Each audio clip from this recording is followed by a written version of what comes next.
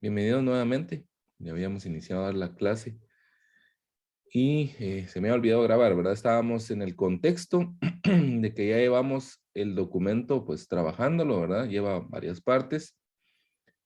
Introducción, planteamiento del problema, marco teórico, objetivos, hipótesis, justificación, ¿verdad? Entre otros. Mencionamos que cuando planteamos la hipótesis, ¿verdad? Estamos reafirmando algo. Y la investigación se centra en confirmar si lo que dije es verdad o no. Mencionábamos el caso de que si yo hice todos los pasos de la investigación, ¿verdad? Realicé el experimento, si así lo requiere la investigación, ¿verdad?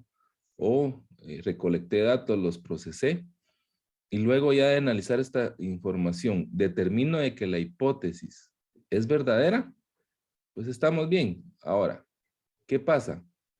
Si después de recolectar los datos, procesarlos, determino que la hipótesis, lo que yo dije ahí, no es verdad, ¿estará correcta la investigación?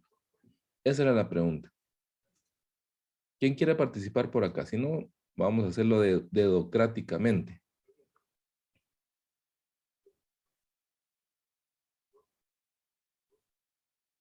Vamos a ver al compañero Héctor David que estaba ahí comentándonos sobre el caso de Rubén. Gracias por comentarnos, pero cuéntenos. Si lo que dije ahí confirmé que no es cierto, ¿estará buena la investigación? ¿Qué dice Héctor? Ah, Inge, ¿podría repetirlo? No le escucho, Héctor.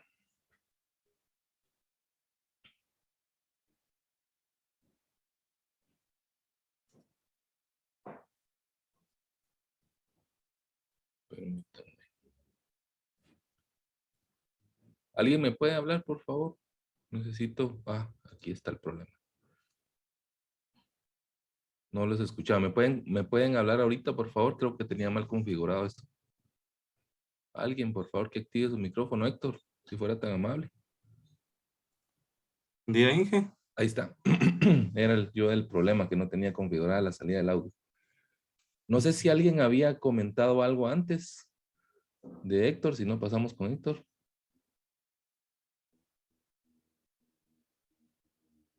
Pues coméntenos, Héctor. ¿Qué dice? Y disculpe, ¿podría repetir lo que quiere que le conteste? Sí, no hay Disculpe. problema. Vea, si nosotros realizamos la hipótesis, ¿verdad? Dijimos algo, lo reafirmamos. Luego procesamos los datos, ¿verdad? Y vimos que con esos datos confirmamos que lo que dijimos en la hipótesis no es verdad. ¿La investigación estará correcta o no?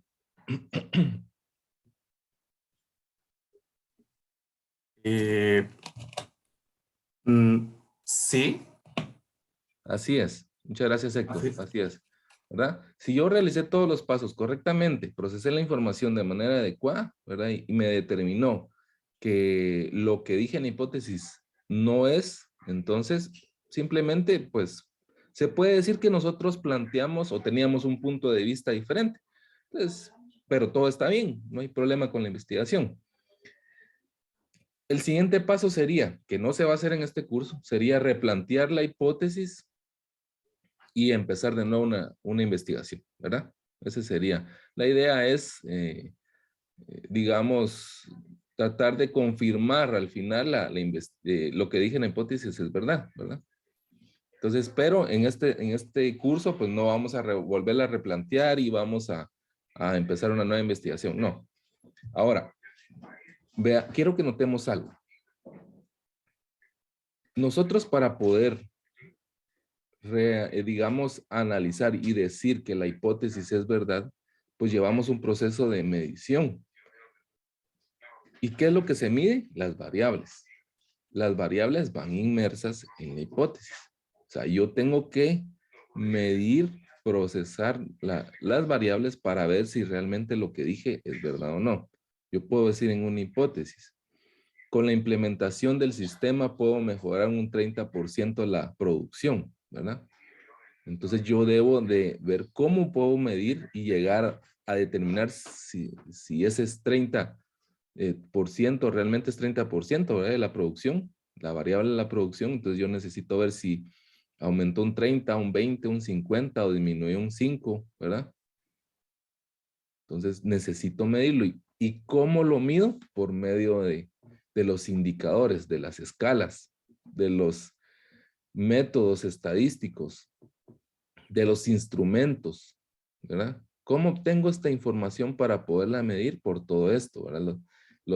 ¿Cómo la obtengo? Por medio de los instrumentos, ¿verdad? Y eso es lo que vamos a platicar el día de hoy.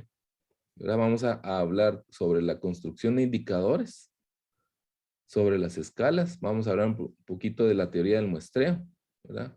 Vamos a platicar también sobre los instrumentos para que esto ya sea una herramienta que ustedes utilicen y puedan empezar a obtener información y luego pues empezar a procesarla. ¿Alguna duda hasta el momento, jóvenes?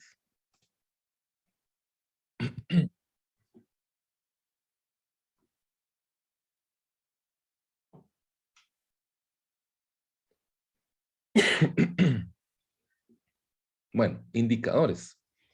Esa es una palabra que van a escuchar a lo largo de la carrera, especialmente cuando estén programando o presentando un proyecto que se apegue, digamos, más a las empresas. Los indicadores o KPIs. ¿Qué son los indicadores? Básicamente son, digamos, las palabras, por así decirlo, que me van a indicar o que me van a dar ese dato, que me va a decir si es lo que vamos a medir, ¿verdad? Leamos lo que dice aquí. Un indicador es una comparación entre dos o más tipos de datos que sirve para elaborar una medida cuantitativa, ¿verdad? Me va a dar una medida o una observación cualitativa, ¿verdad? Me indican algo. Esa sería tal vez la clave. Me va a indicar algo. Esta comparación arroja un valor, una magnitud o un criterio, ¿verdad? Entonces me va a poder dar una medición, ¿verdad? Me va a dar un valor, me va a dar una magnitud o un criterio que tiene significado para quien lo analiza. Veamos un ejemplo de un indicador. Si yo quiero determinar la tasa de desempleo, ¿verdad? Esta fórmula pues ya está en algunos libros, ¿verdad? Yo quiero, mi indicador es la tasa de desempleo en el país, ¿verdad? Entonces, pues, ¿cómo la obtengo? Por medio de la población desocupada dividida, la población económica multiplicada por 100. Y eso me va a dar una tasa de desempleo. La tasa de desempleo es la del 30%, 20% en el país, 5%, ¿sí? Me está indicando la tasa de desempleo. Es un indicador. El número de participantes por docentes, ¿verdad? ¿Cuántos participantes hay por cada docente? El total de participantes dividido el número de docentes. Y eso me va a dar un número, ¿verdad? Va a dar un valor que me va a indicar, ¿verdad? El número de participantes por docente. ¿Vamos bien con eso, jóvenes? ¿Me estoy explicando?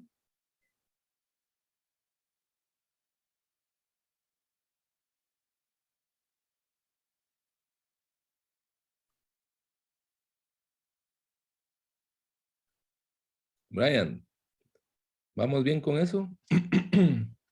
Gracias, Brandon. Gracias, Christopher. ¿Cuáles son las características que tienen los indicadores? Debemos de incluir los indicadores dentro del marco teórico o marco conceptual, ¿sí? Deben de estar descritos. Recordemos que el marco conceptual lleva toda la teoría que me va a ayudar a entender de qué consiste la investigación. Yo estoy utilizando un indicador, pues lo debo de describir, ¿verdad? Deben de ser específicos, estar disponibles por un periodo de tiempo, ¿verdad? Pueden ser empleados en diferentes ámbitos, ser claro y de fácil comprensión, verificable, cuantificable, actualizable periódicamente, ¿verdad? Estas características debemos de tratar de apegarlas cuando estamos creando un indicador, ¿verdad? Si yo no puedo verificar ese indicador, pues no sería útil, ¿verdad? Si yo no puedo cuantificar este indicador, no sería útil, ¿verdad? y se actualizan periódicamente dependiendo de las necesidades. Normalmente cuando se está trabajando en una empresa, en el área de sistemas, cuando piden información, ¿verdad? Dependiendo del tipo de negocio, piden información y normalmente se les presenta a la gerencia, ¿verdad? O a los directivos. Ellos no van a ver una tabla de Excel de 3 hojas, ¿verdad? Eso no les interesa a ellos. A él les interesa gráficas, pero estas gráficas están basadas en los KPIs, ¿verdad? En los indicadores, porque esto les va diciendo si se va obteniendo los objetivos o no. Y dependiendo de, digamos, del rumbo del negocio, se tienen que ir actualizando a cada cierto tiempo. Por eso decimos que son actualizables periódicamente. ¿Dudas, jóvenes?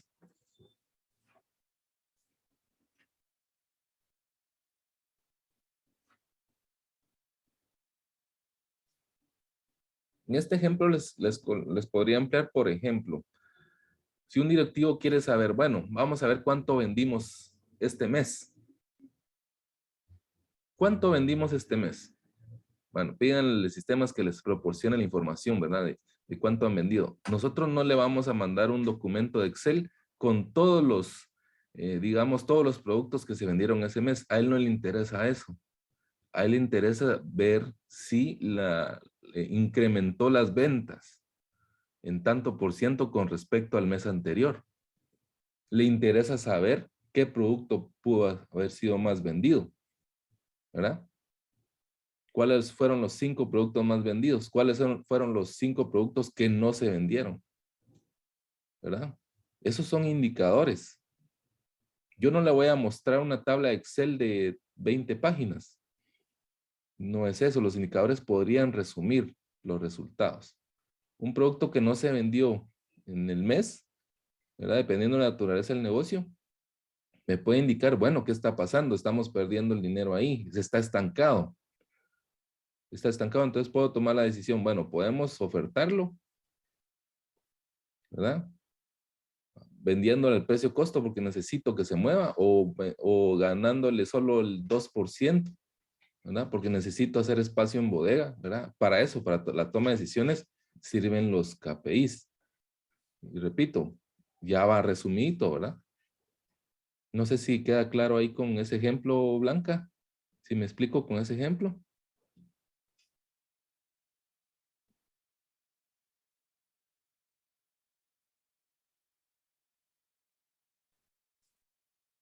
Muy bien. Veamos, pues, vamos a poner este acá. La variable nivel socioeconómico. Y veamos este ejemplo. Aquí estamos hablando de las variables. Es como que tomáramos la variable de la hipótesis y vamos a ver qué indicadores podemos tener aquí. Bueno, ¿cómo puedo yo determinar el nivel socioeconómico? Es una variable porque puede cambiar, ¿verdad? El nivel socioeconómico puede cambiar. ¿Cómo lo puedo determinar? Por medio del nivel de ingreso, el nivel de estudio, lugar de residencia, qué actividad laboral tiene, ¿verdad? ¿Por qué? Porque el nivel de ingreso me puede decir, bueno, podríamos clasificar, ¿verdad? Nivel socioeconómico, eh, si es pobre, si es medio pobre, ¿verdad? No recuerdo bien el nivel socioeconómico, ¿verdad? Si es rico, si es medianamente rico, ¿verdad? Lo podemos determinar dependiendo de los criterios. En este caso estamos tomando el nivel de ingreso, el nivel de estudio. Podría ser también que mientras más estudio, pues tenga mayor nivel socioeconómico, ¿verdad? Lugar de residencia, actividad laboral, ¿verdad? Entonces, eso puede darnos, estos indicadores me pueden llegar a determinar la variable nivel socioeconómico. Ahora, aprovechamiento escolar. Quiero ver en esta variable, quiero determinar qué tanto aprovechan las personas los estudios, si están aprovechando los estudios.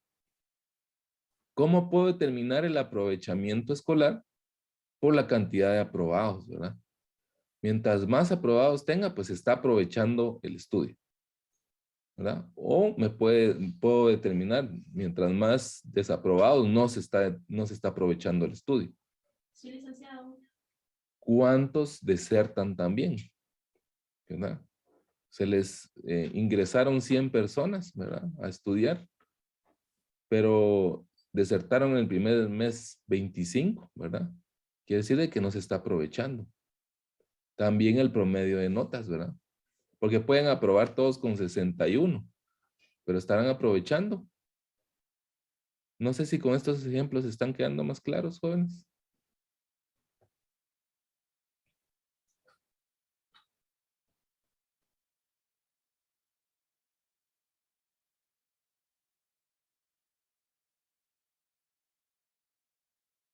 ¿Pueden confirmar, por favor?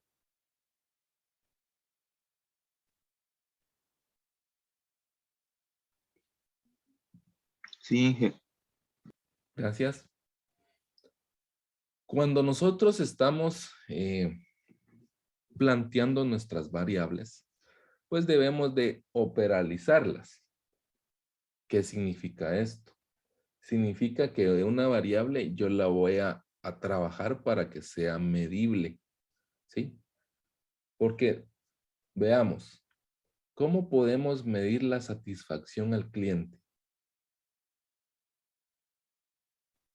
¿Cómo podemos darle un valor a la satisfacción del cliente?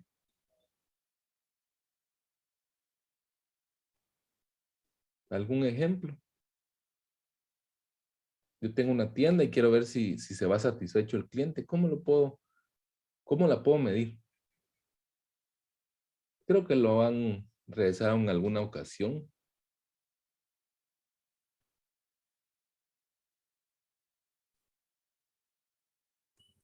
Quizás sea por su actitud. Podríamos, por ejemplo, ponernos ahí, ¿verdad? Y decir, bueno, me dio una sonrisa al final de atenderlo, o no me dio una sonrisa. ¿Podrías medirse así? Por la actitud que tiene, esa sonrisa que dio.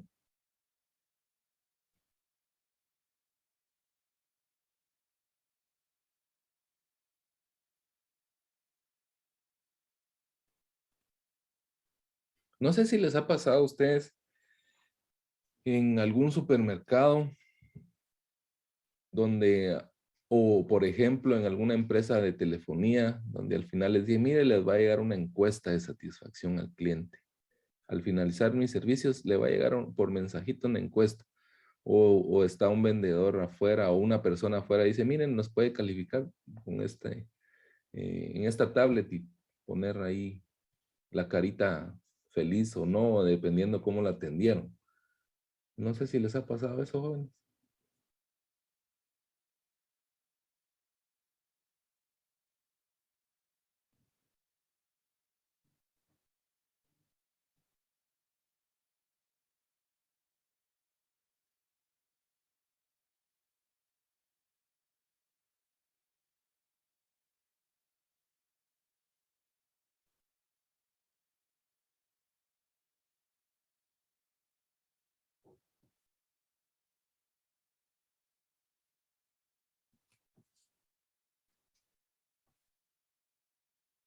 Blanca, gracias, Blanca.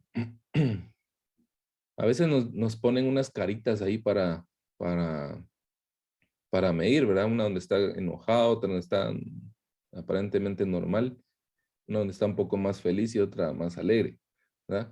Pero ¿dónde están esos números? ¿Cómo es que puedo yo medir eso? ¿Qué significa esa carita alegre? ¿Qué significa ya en números esa cara triste, ¿verdad?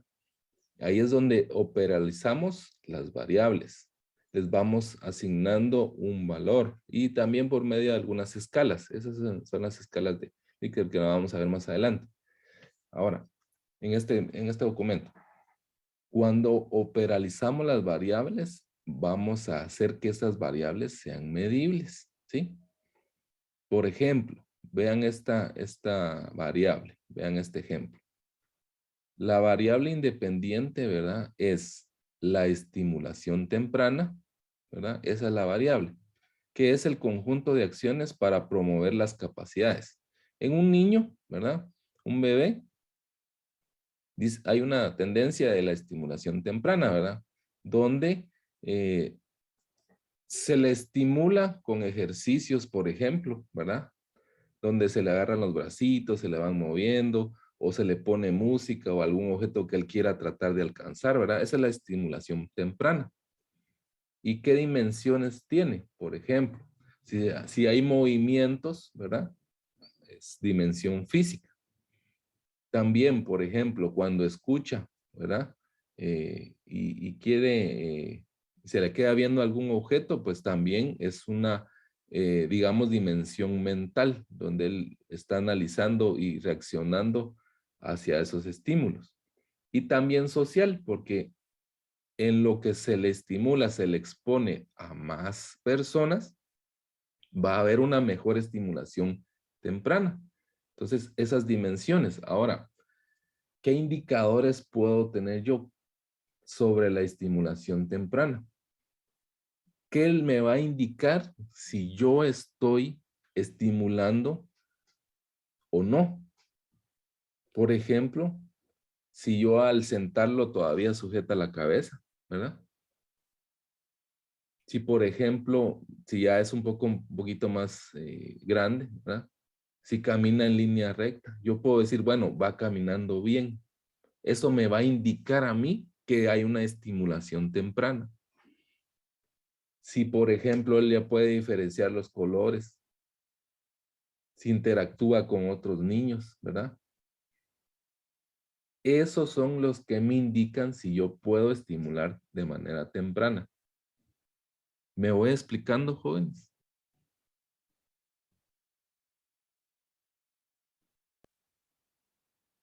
Sí, Inge. Muy bien. Los ítems es como quien dice el listado, ¿verdad? El indicador 1, el 2, el 3, el 4. Eso pues ya decía en qué orden. Eso no es relevante en este momento. ¿Y cómo puedo yo, por ejemplo, obtener información de que sujeta la cabeza?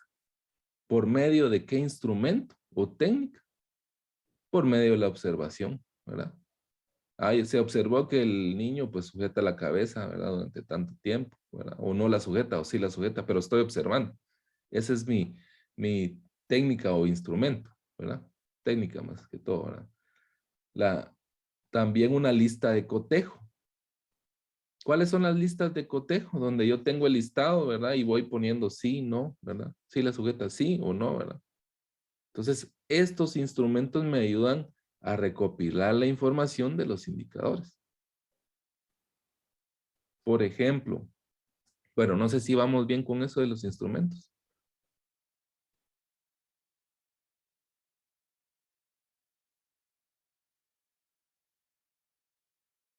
Muy bien. Ahora veamos esta variable dependiente, o sea, depende de la que está aquí arriba. La coordinación visomanual, perdón, en la función básica neuropsicológica que se caracteriza por la coordinación entre la vista, la motricidad fina y la motricidad gruesa. ¿Qué fumada esa variable dependiente, verdad? ¿Cómo así? Bueno, ¿será que yo, o el niño en este caso, verdad? Coordina, ¿verdad? Sus movimientos visuales con respecto a lo que está haciendo con sus manos. Si, por ejemplo, él ve un objeto y lo quiere agarrar, ¿será que sí lo agarra a la primera, ¿verdad? O si yo le voy moviendo un objeto de un lado para otro, él coordina esos movimientos visuales con sus movimientos físicos. A eso se refiere esta variable dependiente. ¿Qué dimensiones tiene? Primero la vista, ¿verdad? Me va a indicar la vista o va a entrar en papel o en juego la vista. La motricidad fina y la motricidad gruesa. ¿Qué es la motricidad fina? Cuando él puede agarrar un arroz, por ejemplo, ¿verdad? O él puede agarrar muy bien un lápiz. Y la gruesa, cuando él puede utilizar movimientos, por ejemplo, empujar un objeto, ¿verdad? No necesita tener esa delicadeza, por ejemplo. Esa es la motricidad gruesa. Esas son las dimensiones de esta variable dependiente. ¿Y qué indicadores puedo tener? ¿Qué me indica y que tenga que hay coordinación visomanual, me indica si, por ejemplo, él puede ver hacia arriba o hacia abajo, hacia la izquierda, hacia la derecha. Por ejemplo, en la motricidad fina, si rasga, agarra, traza, ¿verdad? Motricidad gruesa, si camina, salta, ¿verdad? Esos son los indicadores que me van a ayudar a determinar si tiene coordinación. ¿Qué instrumento técnica? Yo voy registrando la observación de todos estos indicadores, ¿verdad? Puedo utilizar una lista de cotejo también, ¿verdad? Entonces, ¿será que un cuestionario puedo utilizarlo? ¿Qué es el cuestionario? El cuestionario es una serie de preguntas. ¿Será que yo le voy a preguntar al niño? Quiero que me contesten esto. Yo le voy a preguntar al niño por medio de un cuestionario. Mire, usted puede ver hacia arriba. Usted puede ver hacia abajo. Usted puede ver hacia la derecha o hacia la izquierda. Mire, niño, ¿será que usted puede rasgar o agarrar? ¿Será que me sirve este instrumento? Este cuestionario. ¿Qué dicen ustedes? No, porque es un niño pequeño. Probablemente no entienda nuestras preguntas. Muchas gracias, Fernando. Entonces, vamos amarrando los conceptos, ¿verdad? Los instrumentos o técnicas se adaptan dependiendo de la variable, ¿sí? En este caso, un cuestionario no me sirve. ¿Por qué? Porque, como decía el compañero, en primer lugar, posiblemente ni me entienda qué le estoy diciendo, ¿verdad? Entonces, esta información la voy a obtener por medio de la observación, ¿verdad? Voy a estimularlo y voy a ver si él puede ver hacia arriba, hacia abajo, ¿verdad? Si le cuesta, si reacciona en tiempo, ¿verdad? Cuestiones así. Entonces, depende de las variables, ¿verdad? Y cómo las operalicemos, asimismo también vamos a utilizar los instrumentos y las técnicas. ¿Por qué es importante entender esto? Porque ustedes plantean su hipótesis dentro de la investigación, van incluidas las variables y hay que analizar qué indicadores tengo y qué instrumentos voy a utilizar para medirlos, ¿verdad? Para darles un valor.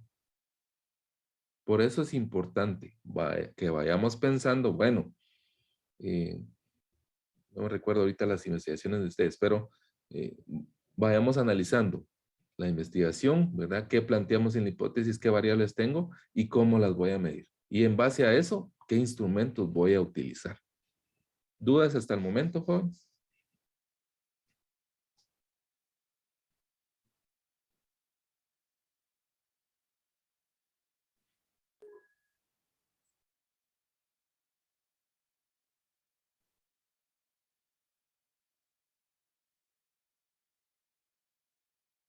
Muy bien. Para esto, pues, tenemos escalas, ¿verdad? Las escalas son, para medir un objeto se requiere una escala de medida. El consumo de electricidad, por ejemplo, está dado en kilovatios por hora, ¿verdad? ¿Cómo se mide la temperatura? ¿En qué escala está? En grados centígrados, ¿verdad? ¿Cómo, lo que les mencionaba, cómo medir la insatisfacción, ¿verdad? ¿Está satisfecho o no el cliente? ¿Cómo medir la actitud de los trabajadores, ¿verdad? Para eso debemos de definir, nosotros como investigadores podemos definir las escalas. Para eso es por medio de técnicas, ¿verdad? Entonces podemos decir, bueno, la actitud del trabajador está en un 9, pero ¿qué significa eso? ¿Verdad? O está baja, regular, media, o alta, ¿verdad? Entonces todo eso lo podemos definir en escalas. ¿Cómo medir los fenómenos sociales? Esto es algo que es relativo, ¿verdad? Entonces, ¿cómo medimos la satisfacción, la actitud, ¿verdad? ¿Qué escala vamos a usar para medir una actitud y cómo construirla?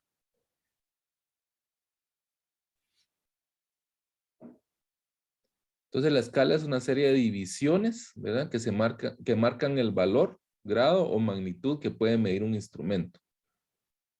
Definimos una escala como una serie de ítems o frases que han sido cuidadosamente seleccionados, de forma que construyan un criterio válido fiable y preciso para medir alguna forma de fenómenos sociales. Entonces podemos definirla, ¿verdad? Podemos irle dando esa como segmentación. Ahí vamos a ver. Ahí lo vamos a ver en un momento. Vale. Ahora, las variables podemos clasificarlas por medio de las escalas, ¿verdad? Aquí tenemos algunos ejemplos. Las variables que son categóricas, podemos utilizar escalas de medición nominal y ordinal.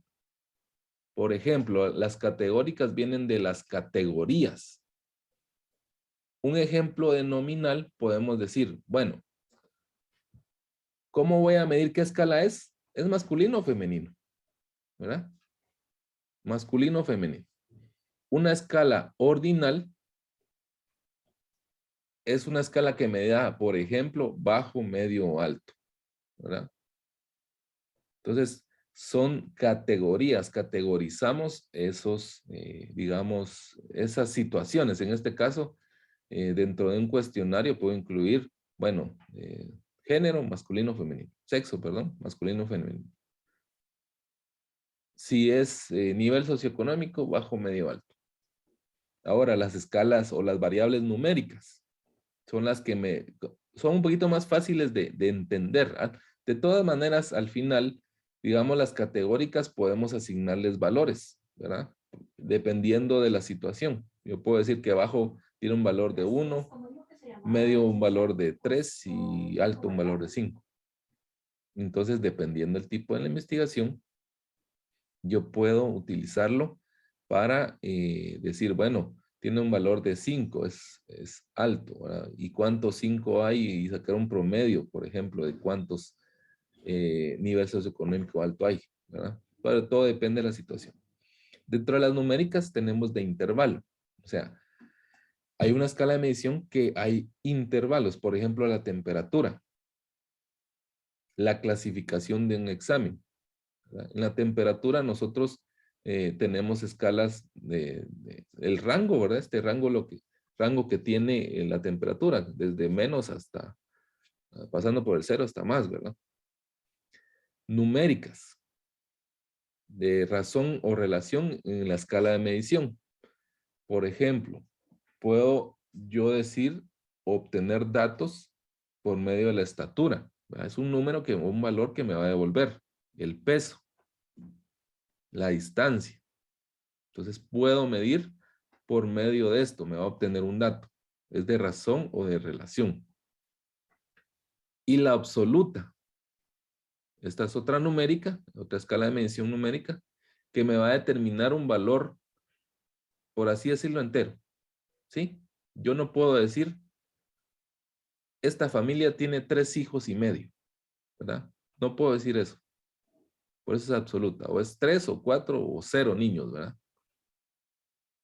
Esta familia está conformada por 4 personas. No puedo decir por 4 y medio. Por eso es absoluta. ¿Dudas, jóvenes?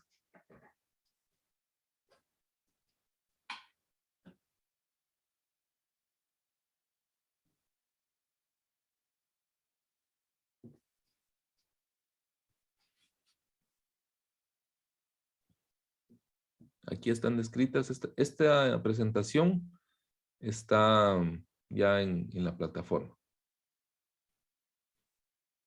¿Me permite un momentito? Voy a traer un vaso con agua. Permítame.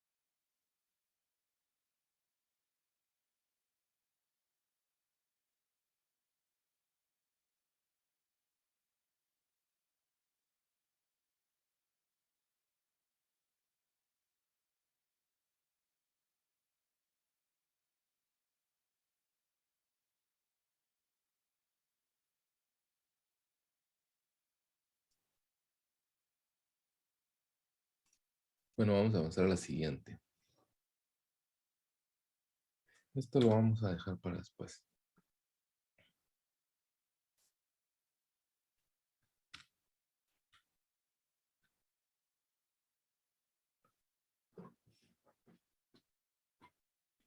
Bueno, para medir digamos, los hechos sociales, ¿verdad? Por ejemplo, la satisfacción, podemos tener una escala de tipo Likert, ¿verdad? ¿Qué son las escalas de tipo Likert? ¿Verdad? Son ordinales que nos miden en cuanto es más favorable o desfavorable una actitud, ¿verdad?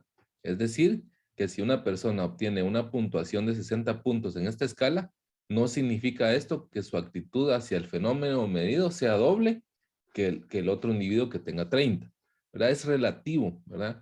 Por ejemplo, la actitud, por eso les decía la satisfacción al cliente, ¿verdad? Las caritas pueden, detrás, ¿verdad? Del cuestionario, de esa recolección de datos, esas caritas que tienen tristeza, alegría, ¿verdad? Al final tienen, o por detrás tienen una puntuación. Pero ¿qué tanto feliz es uno que otro? ¿Verdad? Eso es relativo, no significa, porque le asignamos esa carita un puntaje, ¿verdad? Digamos, el que está más feliz tiene un 100 puntos, ¿verdad? El que está medio feliz tiene 50 y el que está triste tiene